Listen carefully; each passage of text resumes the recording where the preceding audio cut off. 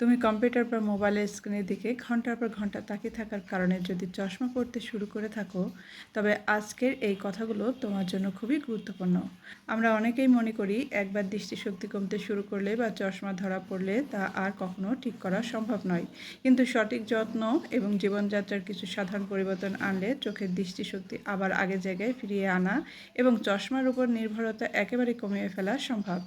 দীর্ঘ সময় ডিজিটাল স্ক্রিনের দিকে তাকিয়ে থাকার ফলে আমাদের চোখের পেশিগুলো ক্রমাগত শক্ত ও ক্লান্ত হয়ে পড়ে, যার কারণে স্বাভাবিক দৃষ্টিশক্তি দুর্বল হতে শুরু করে।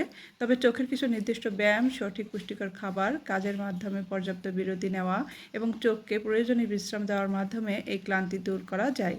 যখন চোখের পেশিগুলো আবার শিথিল ও স্বাভাবিক হতে শুরু করে, তখন দৃষ্টিশক্তিও ধীরে ধীরে উন্নত হয়। তাই চশমা মানেই জীবনের শেষ সমাধান নয়, বরং একটু সচেতন হলেই নিজের চোখকে আগের মতো সুস্থ ও প্রাণবন্ত করে তোলা সম্ভব।